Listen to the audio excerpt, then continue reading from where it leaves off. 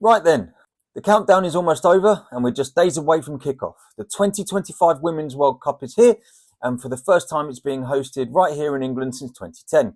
16 teams, a packed 5 weeks of rugby, and a real chance to cement women's rugby as a major force on the sporting stage.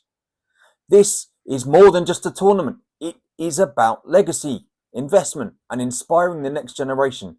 And today, I'm breaking down the big storylines, the teams to watch, and where I think that this trophy is going to be headed. This is the biggest Women's Rugby World Cup ever. The pool stage runs from the 22nd of August to the 14th of September, quarterfinals and semi-finals through September, with the final on the 27th of September at Twickenham, the biggest stage in world rugby. Stadiums right across England are hosting matches. Sunderland Stadium of Light, Ashton Gate in Bristol, Franklin's Gardens in Northampton, the Salford Community Stadium in Manchester, and the Amex in Brighton. And yes, of course, Twickenham for the biggest games at the end. For the first time, we've got 16 teams instead of 12. That means fresh faces, including Brazil, who have qualified for their first ever World Cup, and a more global spread. This is part of World Rugby's push to grow the women's game beyond the traditional powerhouse nations.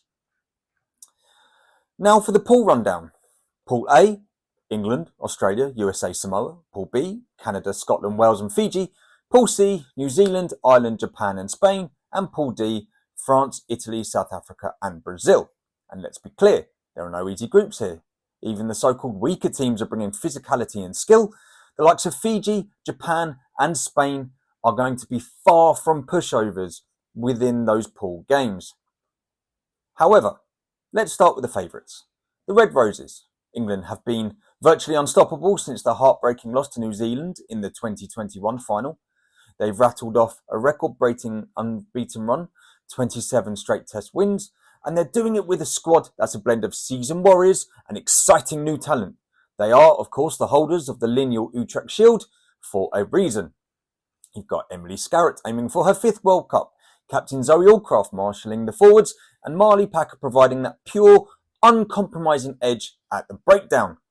Adding Natasha Hunt at scrum half and Ellie Kildunn's pace out wide, and you've got threats all over the park.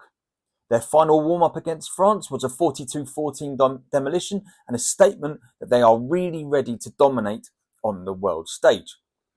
And of course, you can't talk about women's rugby without talking about the Black Ferns.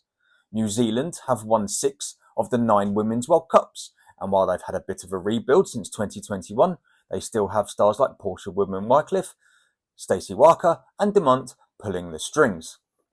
Then there's France, arguably the most frustrating team in the women and probably men's games. When they're on, they can't beat anyone, and when young flyer Kelly Arby, they've got genuine game-breaking pace, but can they finally string a tournament together? Canada are quietly consistent, physically dominant and always a threat. Watch out for Sophie de Gode, one of the best all-round players within the game. But for me, this is where it gets exciting, with our dark horses and the debutantes. Ireland have been through rough patches, but they've rebuilt with a much younger core, and with Wafer back from injury, they've really got some bite now. Australia's Wallaroos have had a turbulent build-up, but they've made huge strides within professionalism, including flying business class for the first time. That will matter for recovery and preparation. Then Brazil, the debutantes. They're not going to be here to simply make up the numbers, but they are here to grow the sport back home. Every try that they score will inspire thousands of girls across South America to pick up a rugby ball. This tournament could be a turning point. The Lionesses did it for women's football. The Red Roses could do it for women's rugby. Win at home in front of packed stadiums, and you've got sponsors knocking, broadcasters fighting for rights, and girls picking up a rugby ball for the first time. The RFU is talking a big game about Impact 25 legacy program, but the real test will be whether the investment trickles down to the grassroots. As I said a couple of weeks ago, clubs need proper funding, pathways need to be clear, and players at all levels need that support to thrive. My predictions. So, who's lifting the trophy? I think England are probably the team to beat, and honestly, I'd be shocked if they don't at least make the final.